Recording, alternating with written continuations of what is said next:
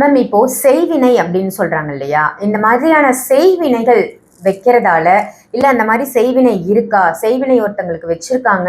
அந்த மாரி வைக்கிறதால அது ரொம்ப அந்த மக்களையோ, இல்ல அந்த குடும்பத்தையோ ரொம்ப பாதிப்புக்குள்ளாக்குமா?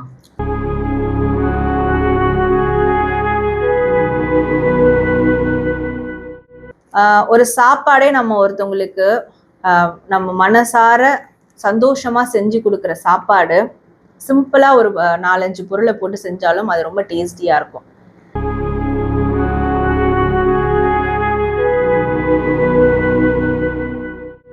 நம்ம கண்ணுக்கு தெரிஞ்சது வரைக்கும் தான் இருக்குன்னு நம்புறோம். தெரியாத விஷயங்கள் எவ்வளவோ இருக்கு. இந்த பிரபஞ்சத்தை முழுசா ஆராய்ச்சி பண்ணவங்களும் கிடையாது.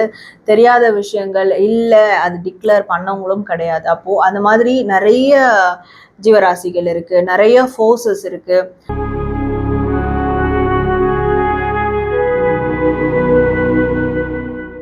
ஒரு தேங்காய் அழுகுதுன்னா அது கால சூழல் என்னவா இருக்கு, அது எத்தனை நாள் தேங்காவா இருக்கு அப்படின்றத பார்க்கணும். கால் தடிக்கி விழுவுறது, சில விஷயங்கள்லாம் நடக்கிறதெல்லாம்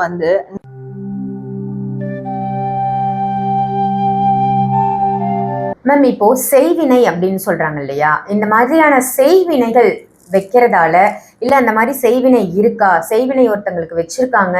அந்த மாதிரி வைக்கிறதால அது ரொம்ப அந்த மக்களையோ, இல்ல அந்த குடும்பத்தையோ ரொம்ப பாதிப்புக்குள்ளாக்குமா? கண்டிப்பா பிளாக் மேஜிக் எஃபெக்ட்லாம் இருக்குது. ஸோ அது ஒரு லேயராக போகும். அது பேசிக்ல இருந்து அட்வான்ஸ் லெவல்லாம் இருக்கு. ஸோ அது லேயராக போகிறதுனால சில பேர் இந்த ஹிப்னாட்டைஸ் அப்படின்னு சொல்லுவாங்க. அது எப்படின்னா, ஹிப்னாட்டைஸ் பண்ணுறது மூலயமா தன்னுடைய நெகட்டிவ் எனர்ஜியை இன்னொருத்தவங்களுக்கு செலுத்த கூட முடியும். இப்போ அது எக்ஸாம்பிள் நான் சொல்கிறேன். உங்களுக்கு பிடிக்காதவங்க இல்லை அவங்க மனசில் உங்களை பிடிக்காது, அவங்களுக்கு பிடிக்காது, அவங்க நம்மளோட வீட்டுக்கு வந்துட்டு போனால் நம்மளுடைய வீடே ஒரு நெகட்டிவ் எனர்ஜியாக நம்மளுக்கு தோணும். நம்மளுக்குமே அந்த ஃபீல் இருக்கும். ஸோ நல்ல மனசு உள்ளவங்க கிட்ட நம்ம பேசுறதுக்கும் ஒரு கெட்ட குணம் உள்ளவங்க கிட்ட நம்ம பேசுறதுக்கும் டிஃப்ரெண்ட் இருக்கு. ஸோ அந்த எனர்ஜி நம்மளால உணர முடியும். அப்படிதான் அப்போ ஒருத்தவங்க நம்மளை ஒருத்தவங்களுக்கு பிடிக்காது, நம்மளை ஏதோ ஒன்று பண்ண நினைக்கிறாங்க. அந்த ஒரு எனர்ஜியோட, அந்த ஒரு தாட்டோட நம்மளை நினைச்சு எதை செஞ்சாலும் கண்டிப்பா அந்த பாதிப்பு நம்மளுக்கு இருக்கும். அந்த அந்த செய்கிற பாதிப்புகள் அதிகமாகணும்னா அதுக்கு extreme level of advance level of விஷயங்கள்லாம் இருக்குது பிளாக் மேஜிக்கில்.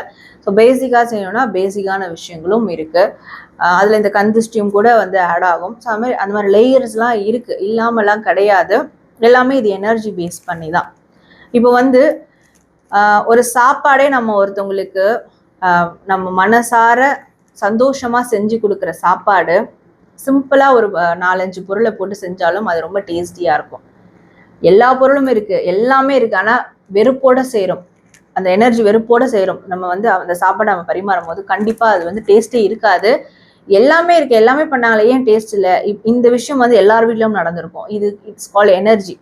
இப்போ அந்த எனர்ஜியோட நம்ம எந்த ஒரு விஷயத்த செஞ்சாலும் அது அடுத்தவங்கள பாதிக்கும். அதுல ஒண்ணுதான் அந்த black magic. Okay ma'am, black magic பத்தி ரொம்ப அழகா சொன்னீங்க. இப்போ இந்த பொம்மைகள் வச்சு செய்வினை பண்றது, இல்லைன்னா இங்கிருந்தே ஒரு விஷயத்தை ஏவி விடுறது, இப்படிலாம் சொல்றாங்க இல்லையா? அது கண்டிப்பா அந்த மாதிரி செஞ்சாக்க, அதாவது ஒருவரை நம்ம பார்க்காம வேறொரு இடத்துல இருந்து ஏவல் மாதிரி ஏவி விடுறாங்க, இல்லை அந்த செய்வினையை அனுப்புறாங்கன்னா அதுவும் நம்மளை தாக்குமா? அதாவது இந்த உலகத்துல, இந்த பிரபஞ்சத்துல கண்ணுக்கு தெரியாத நிறைய சக்திகள் இருக்கு. நம்ம கண்ணுக்கு தெரிஞ்சது வரைக்கும் தான் இருக்குன்னு நம்புறோம். தெரியாத விஷயங்கள் எவ்வளவோ இருக்கு. இந்த பிரபஞ்சத்தை முழுசா ஆராய்ச்சி பண்ணவங்களும் கிடையாது. தெரியாத விஷயங்கள் இல்ல அது டிக்ளேர் பண்ணவங்களும் கிடையாது. அப்போ அந்த மாதிரி நிறைய ஜீவராசிகள் இருக்கு, நிறைய ஃபோர்ஸஸ் இருக்கு. ஸோ அதில் பாசிட்டிவும் இருக்குது, நெகட்டிவும் இருக்குது. அப்போது நெகட்டிவான விஷயங்கள் செய்கிறவங்களுக்கு இந்த மாதிரியான நெகட்டிவ் ஃபோர்ஸஸை எடுத்துக்க முடியும். அதற்கான நிறைய தாந்திரிக முறைகள்லாம் இருக்குது. ஸோ அதை எடுத்து அவங்களுக்கு இதை சில பேர் பிஸ்னஸாக பண்ணுவாங்க. தன்னுடைய கிளைண்ட்ஸுக்கு அவங்களுக்கு செஞ்சு கொடுக்கறது, சில பேர் அவங்க பர்சனலாக செய்வாங்க. இப்படியான விஷயங்கள்லாம் இருக்குது.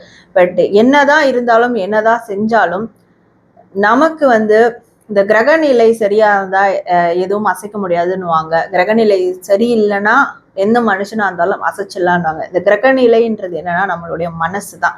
நம்மளோட மனசு கிளியரா இருக்கு, நம்மளுடைய மனசு எந்த கலக்கமும் இல்லாம ஒரு விஷயத்துல ஃபோக்கஸ்டா இருக்கும் அப்படின்னா யாரும் நம்மளை எதுவும் பண்ண முடியாது.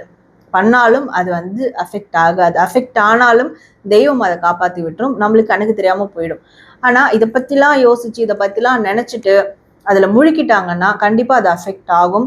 ஸோ அதுக்கப்புறம் அஃபெக்ட் ஆனதுக்கு அப்புறம் அதை நம்ம ரிமூவ் பண்றது, அதற்கான ஒரு டைம் ஸ்பெண்ட் பண்றது, அதற்காக நிறைய இடத்துல போய் ஏமாறுறது, இந்த மாதிரியான விஷயங்கள்லாம் தொடர்ந்து நடந்துட்டு தான் இருக்கும். எப்பவுமே நம்மளுடைய மனசு ரொம்ப முக்கியம். ஸோ அது சரியா இருந்தா முடிஞ்ச அளவுக்கு இப்படியான ஒரு சூழல்லாம் நம்ம தவிர்த்துடலாம். இப்ப இந்த மாதிரி சூழல்ல ஒரு மனிதர் மாட்டிக்கிட்டாரு அப்படின்னா இது கண்டிப்பா செய்வினையால தான் இருக்கும் அப்படின்றத எப்படி அவங்க தெரிஞ்சுக்க முடியும்? அவங்களுக்கு இப்போ கந்திருஷ்டி மாதிரி தான், அது பேசிக், இது எக்ஸ்ட்ரீம் லெவலாக நடக்கும். எல்லாமே நெகட்டிவாக தான் நம்மளுக்கு நடக்கும்.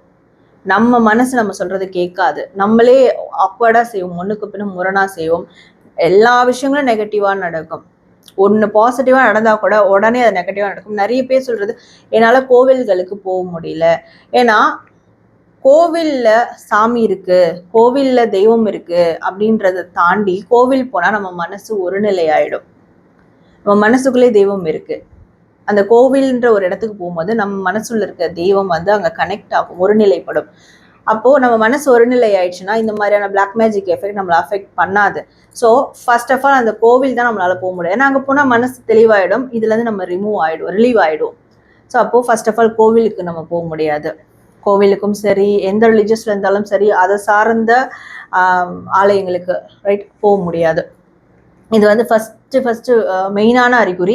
அண்ட் எது பண்ணாலும் நெகட்டிவாக நடக்கும், தேவையில்லாத ஆக்சிடென்ட் நடக்கும், தேவையில்லாத சில பிரச்சனைகள் உருவாகும், சம்மந்தமே இல்லாமல் ஏதோ ஒன்று நடக்கும், எல்லாமே நெகட்டிவாக தான் இருக்கும், எல்லாமே சங்கடத்துக்குரியதாக தான் இருக்கும். ஸோ இப்படியெல்லாம் நடக்குதுன்னா அது வந்து நம்ம கண்காணிக்கக்கூடிய ஒன்று.